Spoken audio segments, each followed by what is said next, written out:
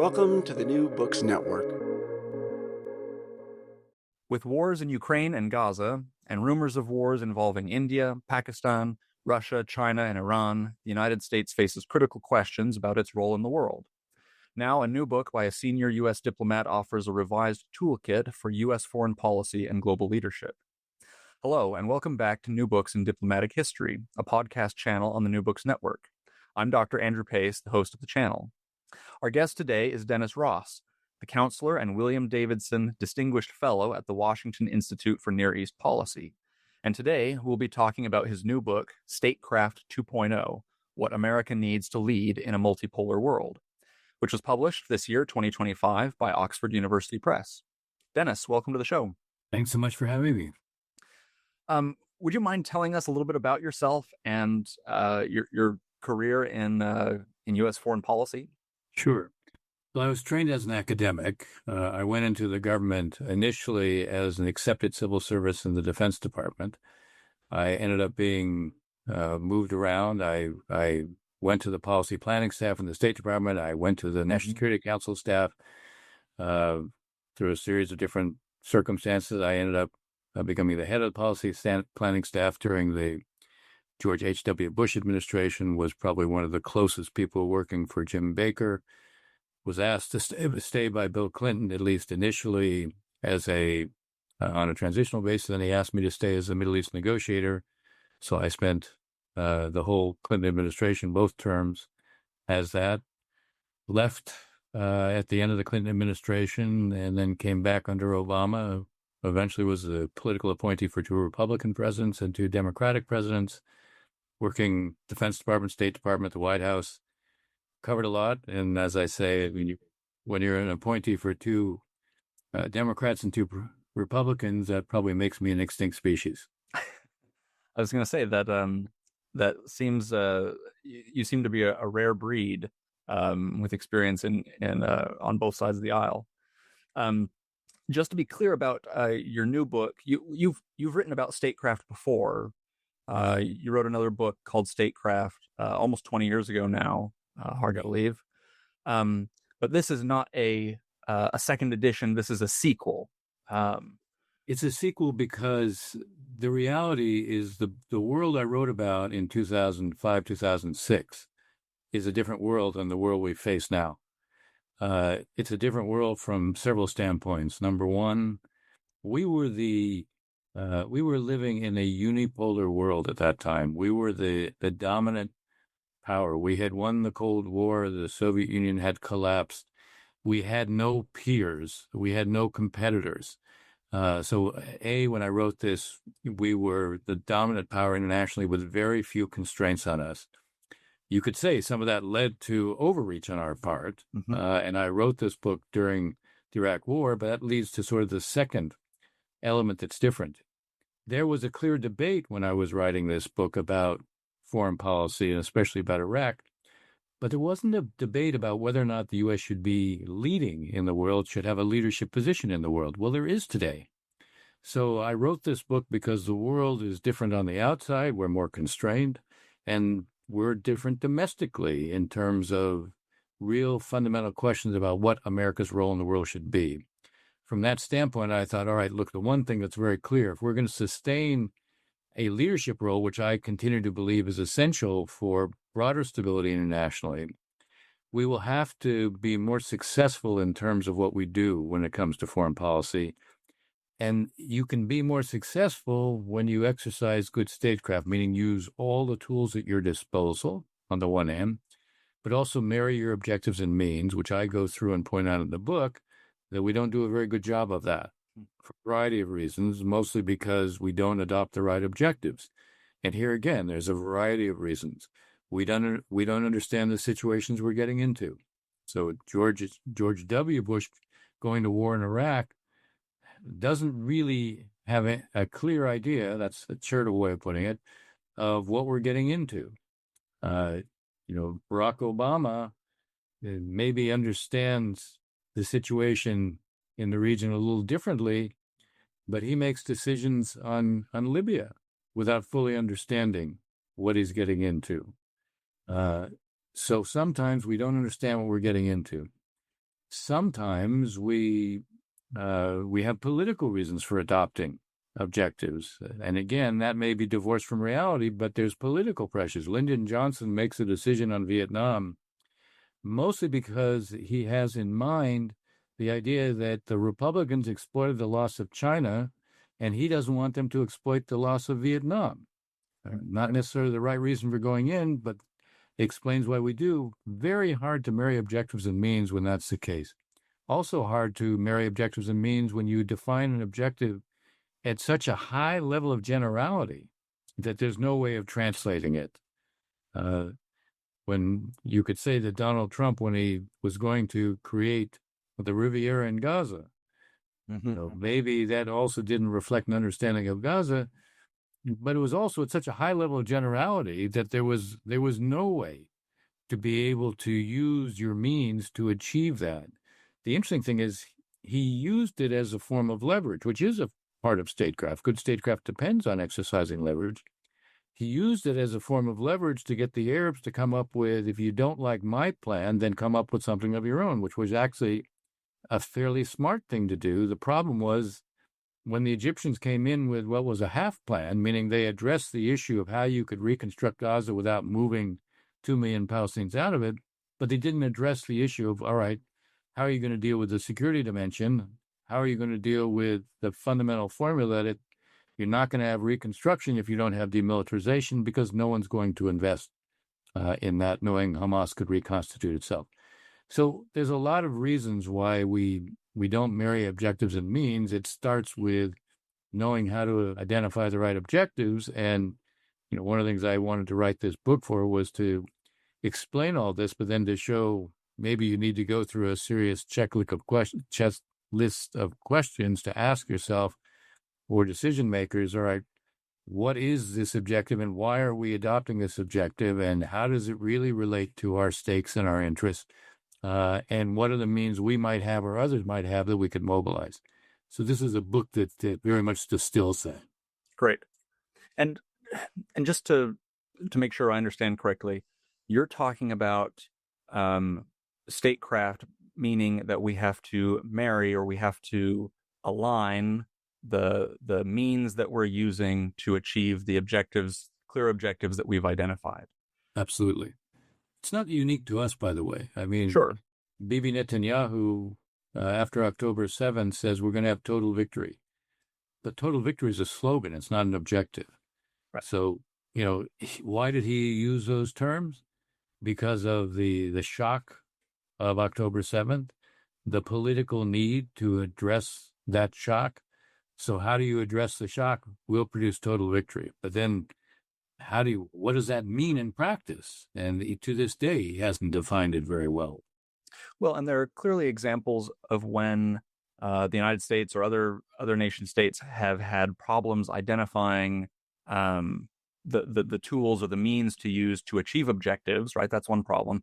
But you've also highlighted the challenges of simply defining what it is that you're trying to achieve in the first place.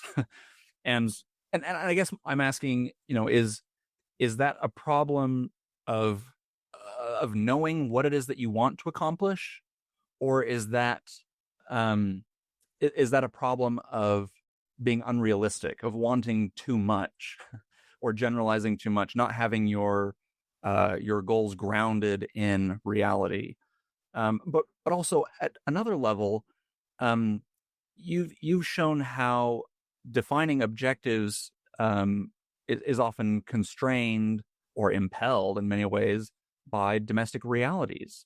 Netanyahu declaring or announcing that he wants to pursue total victory is partly driven by the domestic politics of Israel.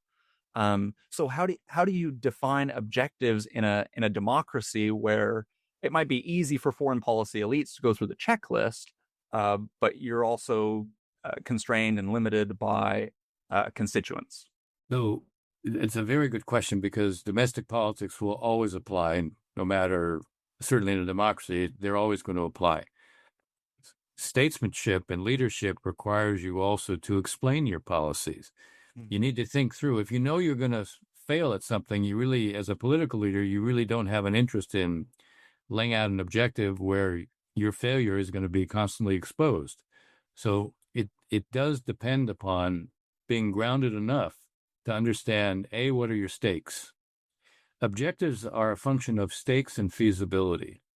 Now, the higher the stakes, the more you're willing to run risks and use whatever it takes to achieve them. The lesser the stakes, the more the issue of feasibility comes in. Well, can we actually achieve this? What would it take to achieve this? One of the reasons for doing this book is because even in settings where I was with really smart people, there's a tendency not to be explicit enough in terms of what you're doing and why you're doing it. I cite one example in the book where I'm in a situation room meeting. It's chaired by the National Security Advisor, the Secretary of State's there, the Defense Secretary is there, the head of intelligence, all the different intelligence agencies are there. And there's a discussion, and this is on Libya, where several people, starting with the Secretary of Defense, say we don't have an interest in intervening there. And we're going around the room, and that keeps being reinforced by the principals. And I'm there because I'm on the NSC staff and principally responsible for this area. And I say, look, that's fine, except for one thing. The president is out there publicly articulating something that is totally different. He says we do have a stake and we have to prevent a massacre in Benghazi. And that's going to come if we don't intervene.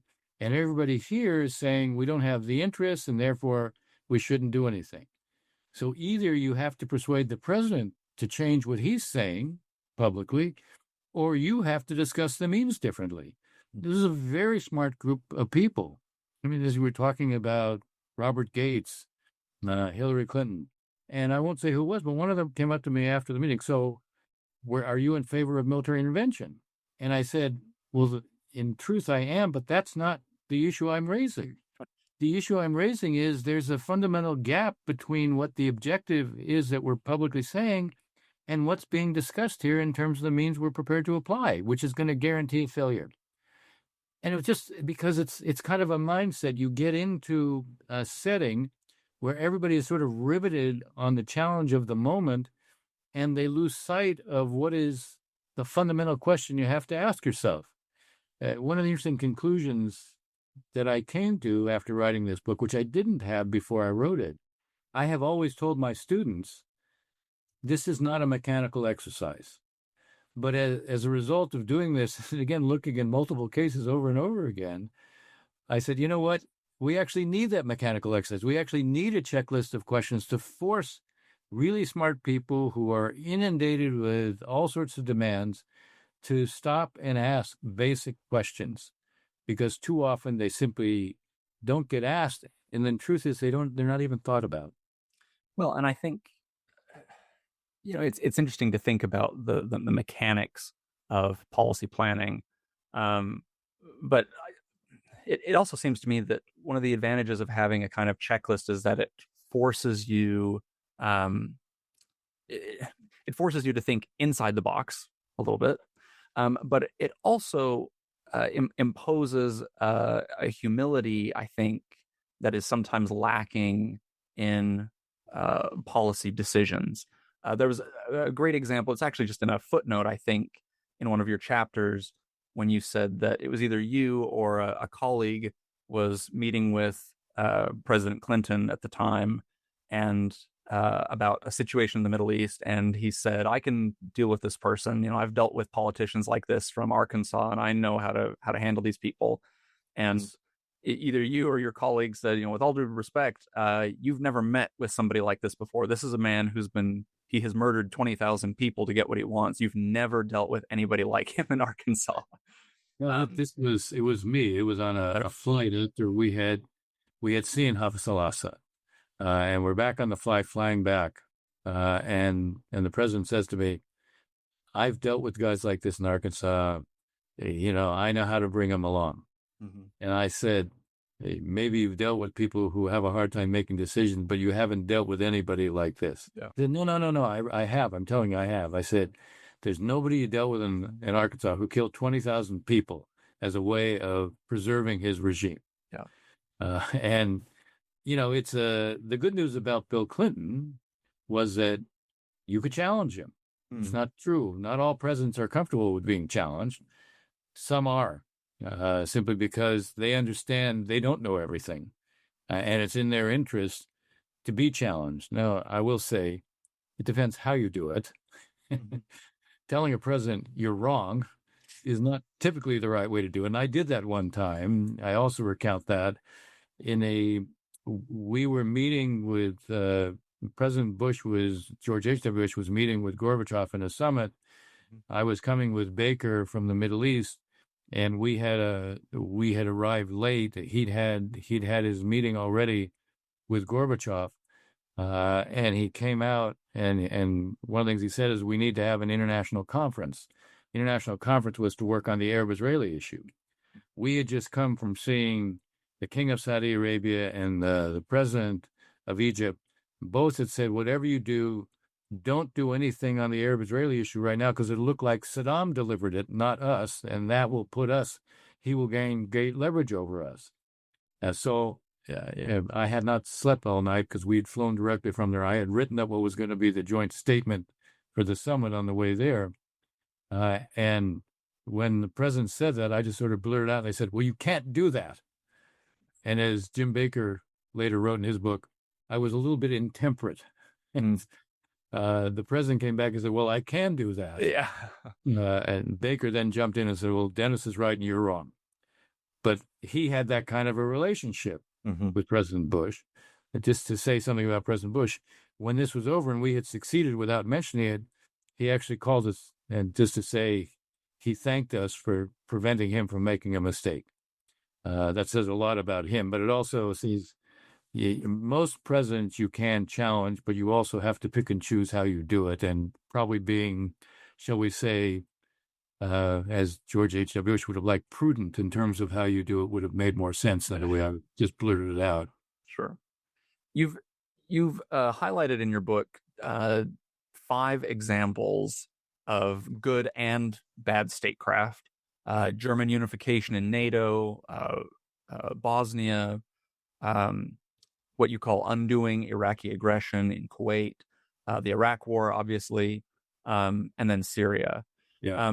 Can you talk us through one of these examples and highlight what made it a good case or a bad case of statecraft? Yeah, I will. So let me start with the reversing Saddam Hussein's absorption of Kuwait. This was George H.W. Bush and Jim Baker concluded very quickly, but especially the president did, that our stakes were very high, and we had to reverse this. But he wanted to reverse it in a way that made it clear this wasn't the U.S. against Iraq. This was the world against Iraq. He wanted to do this for 2 reasons.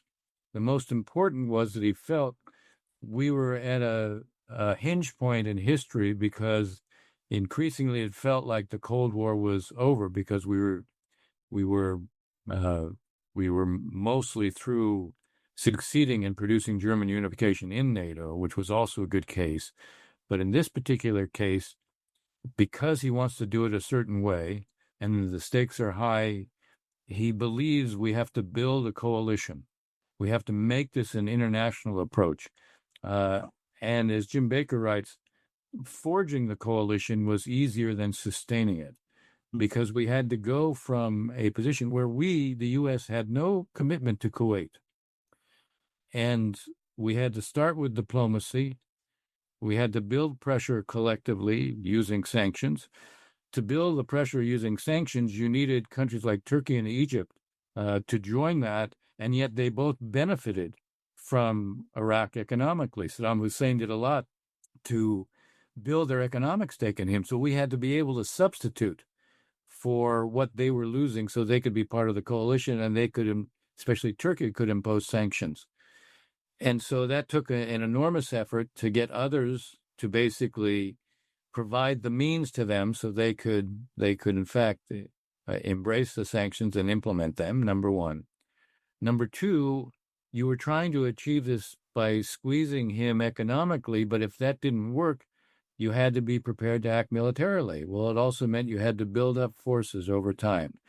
Every time we move from one phase of trying to start with diplomacy and a set of sanctions, then you have to build on the sanctions to make them squeeze Saddam even more. Then you had to build up forces, and you had to have countries who would be supporting logistically what you were doing, but this was still more a deterrent posture than an offensive posture. Then you had to get to an offensive posture. Every move, every phase in building this, you had to basically sustain the coalition all over again, because the ground rules were suddenly different than what they were when you reached certain understandings to begin with. So this was a constant effort. Jim Baker constantly traveled around the world. Every month we made a trip in which we would go to the Middle East, we would go to Europe, we would go to the Soviet Union. And I remember spending 12 hours, a very long day on November 7th in a snowy Moscow, where the aim of this was to get Gorbachev to go along with us on an all necessary means resolution. A use of force resolution. Baker came up with all necessary means when Gorbachev said, I don't want to talk about the use of force. I understand that has to be the meaning of it, but I don't want to say use of force. And Jim Baker said, let's say all necessary means. Gorbachev then said, I don't want one resolution that then just automatically creates force if he doesn't respond. So he said, let's have two resolutions. And Baker said, if you have two resolutions, the first one becomes meaningless. We'll build a timetable of 45 days into this. So everything was done to sort of bring everyone along. Saddam Hussein at any time could have undercut this. So there was a constant effort to anticipate problems. There was a constant effort to be in touch with people, both in person, and I have to say largely in person. Baker met his foreign minister counterparts 30 times in the course of a year. Bush has conversations with his counterparts. We were constantly shaping and sustaining the coalition and dealing with what was necessary. In the end, to get this resolution, Baker took an 18-day trip to 12 countries on 3 different continents to nail down a consensus.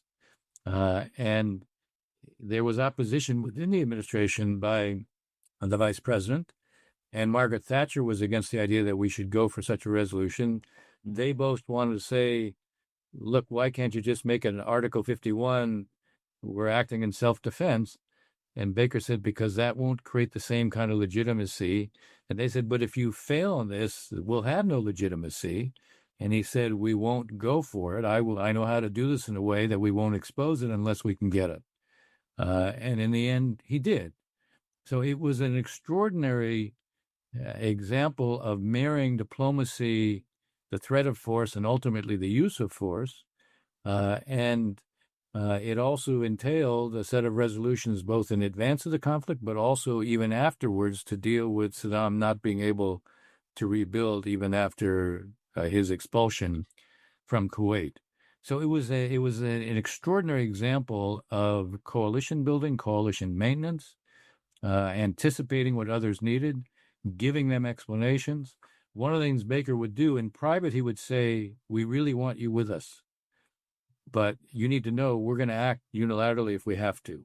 Mm-hmm. But tell me what we can do to make it easier for you to be with us. The combination of that and Bush's phone calls. Bush called the Prime Minister of Turkey, Özal, 55 times over the course of 6 months. Baker made 3 separate trips to Turkey. This was to ensure they would be part of the coalition, and then for them to support us militarily, because we needed to use bases from there as well. It stands in sharp contrast to the war with Iraq, where there isn't anything like this level of effort diplomatically, where we actually go for a second resolution and can't succeed at it, because we weren't prepared to be responsive to others or to help others have an explanation. Unlike in the first case, it's not just the absence of effective diplomacy the marriage of coercion and the use of diplomacy, coercive diplomacy, and the use of force. But it's also a failure to understand what we were getting into. I mentioned earlier the objective. This was a faith-based assessment, not a fact-based assessment. There was this extraordinary belief that if you cut off the head of the snake, that would solve all the problems. So all we had to do was get rid of Saddam Hussein, and everything would not fall apart, but fall into place. And of course, it fell apart because we didn't understand what we were getting into. And part of this was the function of people like Ahmad Chalabi selling the administration a bill of goods over what would happen if we went in, how we would be welcomed, and suddenly, this was just a case of you take care of Saddam, we'll take care of the rest.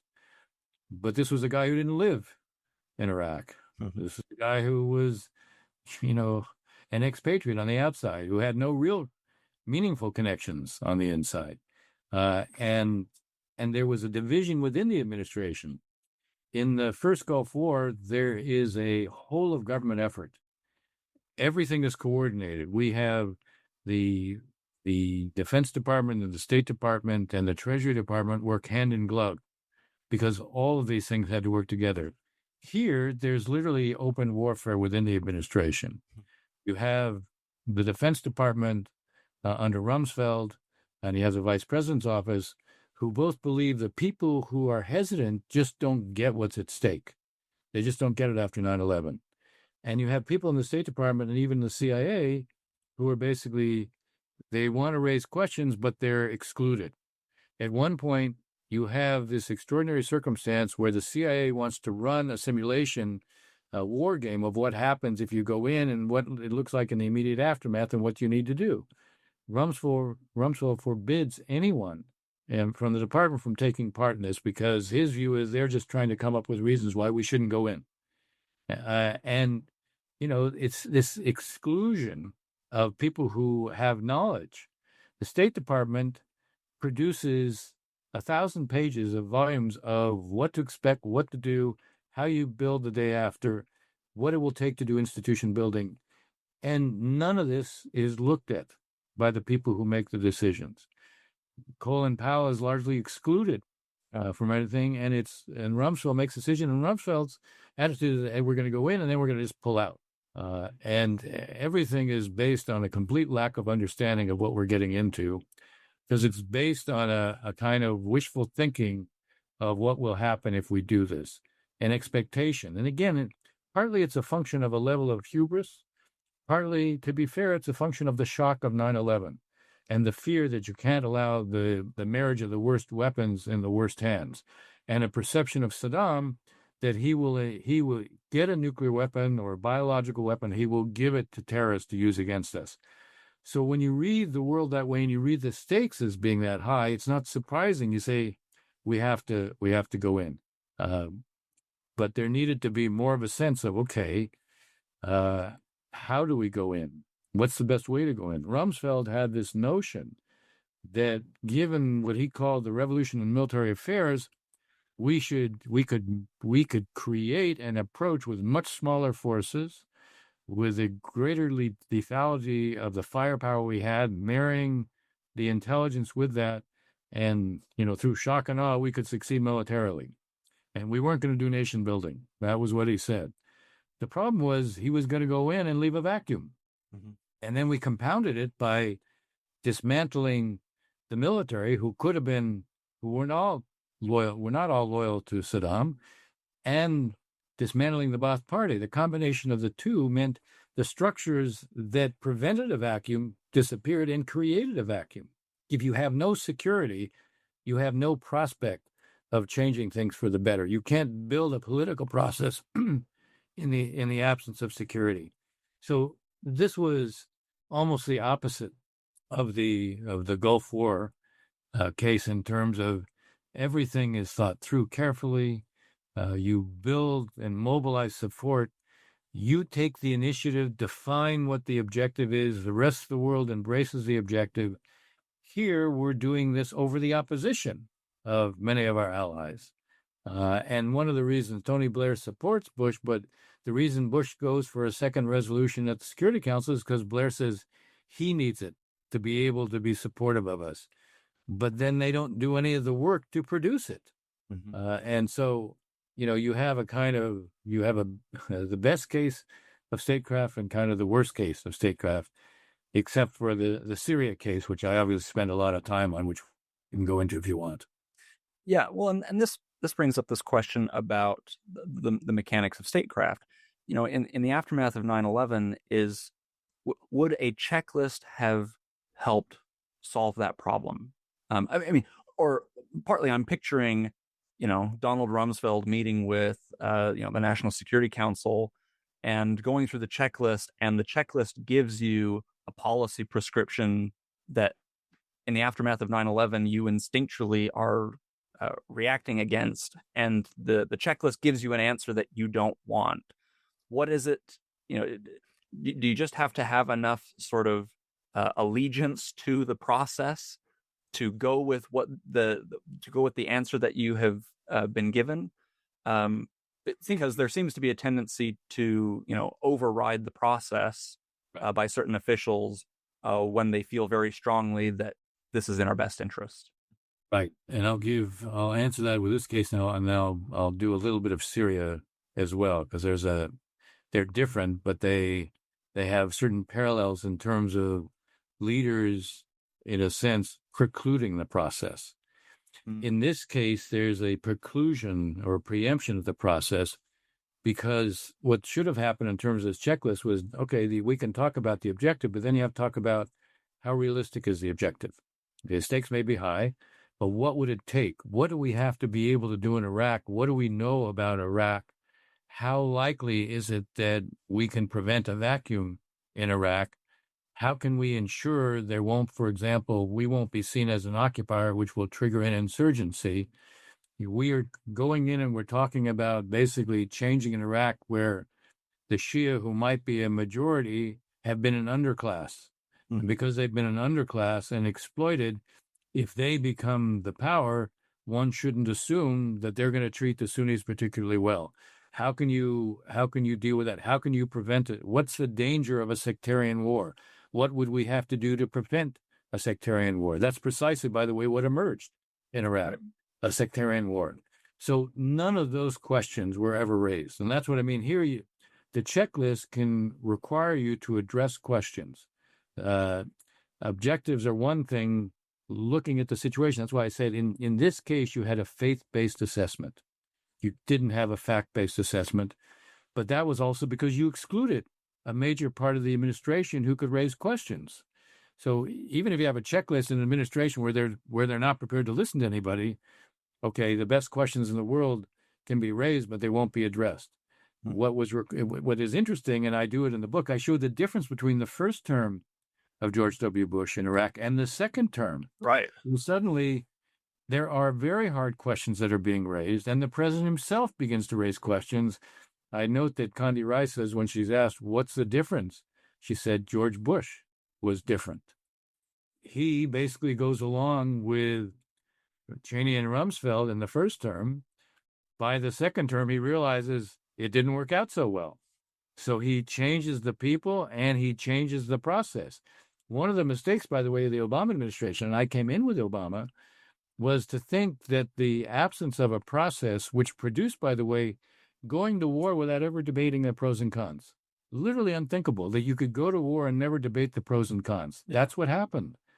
Now, that's not true when he does the surge, where there's a thorough assessment, a thorough debate, everything is aired. So he learns. Obama in Syria constantly asks a question, tell me how this ends. Every time there's an argument for us to do something militarily, tell me how it ends. But he never asked the corollary question. Tell me what happens if we do nothing. And he didn't want to address that side of it because he was convinced that this was Iraq all over again. Even though in Iraq we changed the regime, and in Syria it's an uprising from within against the regime, a totally different circumstance. But it is a case where the president has a predisposition, and it doesn't. You can try to. I guess my point is there's no panacea here. if a leader makes a decision and nothing's going to move them, you can try to move them by asking the right questions. And I still say you should try to do that regardless. But if the president isn't open to any of the questions, and he's going to shut out some of the people who would raise questions, no process is going to ameliorate that. But if and I think with Donald Trump, the book was written before the election, but I was allowed to make some insertions afterwards. I would say the way you deal with Trump, he's a reductionist. So you're not going to go in and say, make all the pro and con arguments for why one objective is the right one. And with him, you simplify and you simply say, with this objective, you win. Any other objective, you lose. Now, you could say maybe other presidents think about that. They're never that explicit. He's pretty explicit. Yeah. But it is a key. It gets us back to where we started. You have to be able to define the right objective. A lot goes into it, but as I said, it's usually some blend of stakes and feasibility. So how do you apply these lessons then to the challenges, the national security challenges that the United States is facing today?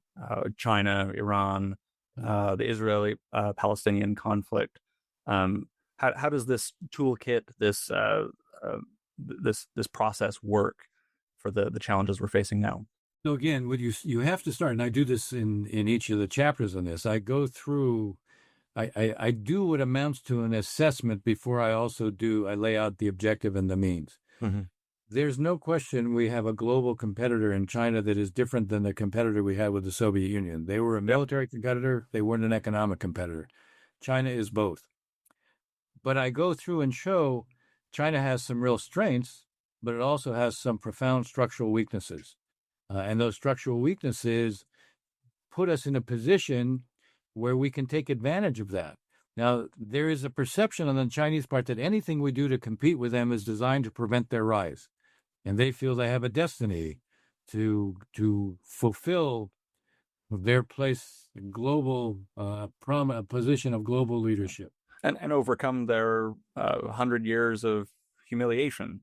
Exactly. Yeah. No, it's not that it's not rooted in something. It is rooted.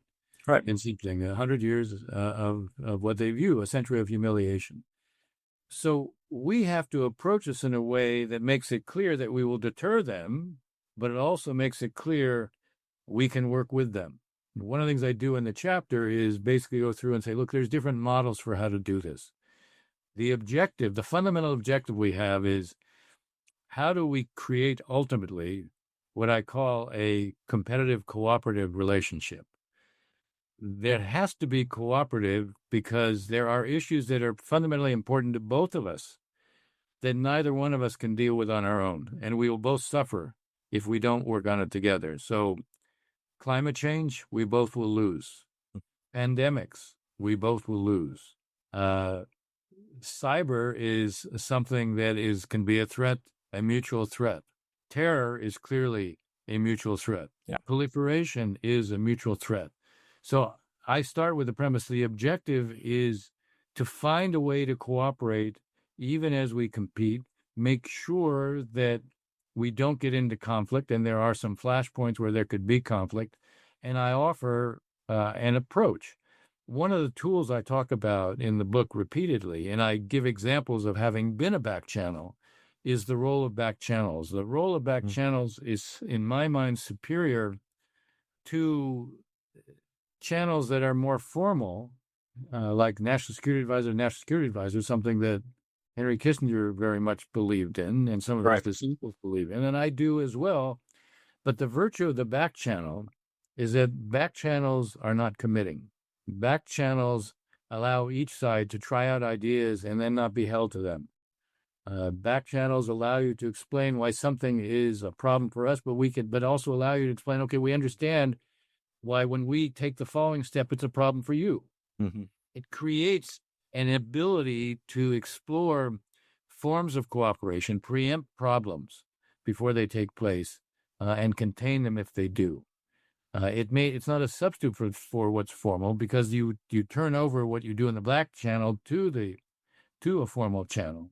But the reality is it helps you smooth out potential problems or differences and manage it. So with China, I'm making the case that there are weaknesses that that give us leverage on them.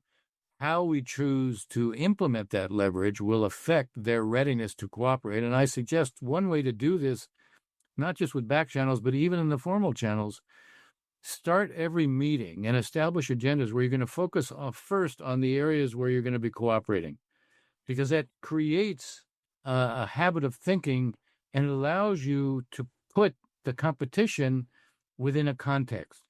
When your only focus is on what you differ on, you elevate the competition as opposed to the potential for the cooperation.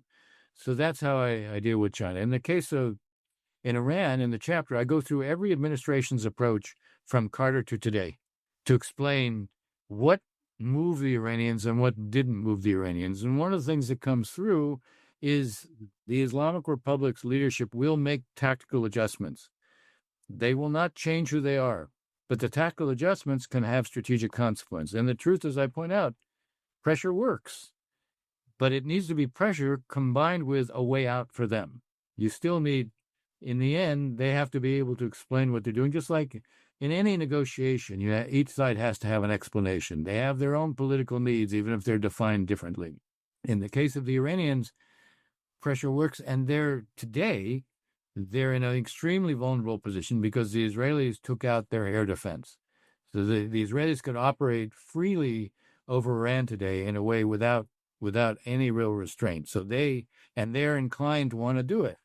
President Trump clearly wants to do a deal with the Iranians. What I point out is the more the Iranians know that they could face a real military threat, the more they will be open to trying to work out a deal. Now, you probably still have to come up with, not just not just pressure on them, but potential sweeteners for them as well. And here again, that's the orchestration of all your tools. I give an example in the Iran chapter. They don't have water today that will sustain their population through the end of this decade. And then it's a combination of terrible mismanagement, evaporation of over 80% of all the rainwater, the absence of advanced techniques in terms of irrigation, especially underground irrigation. There's a lot that we could offer them, and we should do it publicly because it will put them under more pressure not to say no. Yep. So I basically outline all of that in the Iran chapter. On the Israelis and the Palestinians, we're at a low ebb there. I mean, I've been working on this for 40 years, and we've never been in as bad a position as we are now, which may seem to be a strange thing to say. Yeah. But it's a function of October 7th and the aftermath. The Israelis are still living that trauma because hostages are still being held, and there's never been accountability for what happened and why. And Palestinians are also traumatized because of what's happened, the death and destruction in Gaza. And so in some ways, we're back to the existential nature of this conflict, which Oslo was designed to put behind us. So I make a series of suggestions. One is one thing that's never been done. When the two sides engaged in mutual recognition, it was a recognition of the reality of the other, not the legitimacy of the other. And the Palestinians have never accepted that Jews have a historic connection to the land, and therefore, the Zionism is the sort of Jewish national movement. The Israelis have never accepted the Palestinians as a people who have a right to self-determination. We have to get back to trying to work on getting each side to accept the legitimacy of the other. We won't do that overnight. We have to start by reestablishing the idea that functional cooperation can be a benefit to both sides. And it's not a fantasy. The sewage that comes out of Gaza forces the Israelis to turn off their desalination plant in Ashkelon. When there was the pandemic, the Israelis gave 1 million doses of vaccine to the Palestinian Authority. It wasn't out of the goodness of their heart. It was because if it spreads there, the borders don't prevent any, the borders don't stop the movement of viruses. So they have water, environmental, health needs that force them to cooperate. And even today, there's a level of cooperation, notwithstanding everything we see. We need to give visibility to the cooperation as a way of saying, you see, when you cooperate, there's benefit. We need to take advantage of the whole idea of Saudi normalization with Israel. Arab state normalization with Israel requires something from the Israelis on the Palestinians. You can use that as a way of moving the Israelis. But it also requires the Arabs. They can't just be asking what Israel's going to do on the Palestinians. What will they do on the Palestinians? If you had a Palestinian state today, it would be a failed state. It is corrupt. It is weak. There's a division between Gaza and the West Bank.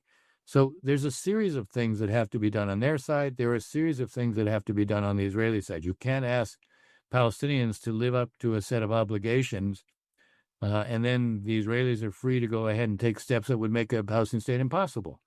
So I go through all that in explaining what can be done. Well, and in spite of all these challenges, I think it's actually a sort of hopeful note to end on, that transnational challenges, the pandemic, there's no respecter of borders. Those are unprecedented national security challenges, which, if the United States gets them wrong, can have obviously devastating consequences. But it also opens the door to cooperation in a way that we didn't see as often in a unipolar world or in the bipolar world of the Cold War. Dennis, we've taken up a lot of your time, and we really appreciate you doing this interview. Is there do you have a project that you're working on next? Well, I actually am doing a biography of Henry Kissinger. So, oh wow, okay, it is interesting because there's a lot of similarities between what we just talked about and how he would do things. And there's been a lot of biographies written of him, but I'm able to write it from the perspective of someone who is a practitioner, like him, also an academic who then applied these conceptual tools to policy. It's very much what he did. When he became National Security Advisor, he had a very clear worldview. He had a very clear construct, and he acted on that construct. He did things that you wouldn't put it under the rubric of statecraft, but they fit very clearly everything I'm describing.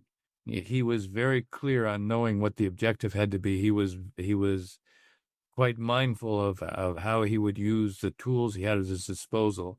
He was more secretive in terms of how he conducted diplomacy. Sometimes you absolutely have to be secretive. There was an interesting contrast between he and Jim Baker. Jim Baker believed whenever we did assurances, the assurances could not be secret assurances because he felt they would always be exposed. Kissinger was more comfortable doing secretive assurances. Still, there's much about him that in his relationship with Israel, his Jewishness, right, which he defines, which he sort of, the Nixon White House was quite anti-Semitic, especially starting with the president, with Haldeman, and he kind of submerges that, but it comes out much later in life. He describes later that no one who lost so many members of his own family in the Holocaust could be indifferent to Israel as a state. There's a lot about him that has not been written about, and I will be doing that. Okay, that sounds like a great project. Well, thanks again for talking with us today, and wish you the best of luck. All right, bye bye. Okay, thank you. Bye bye.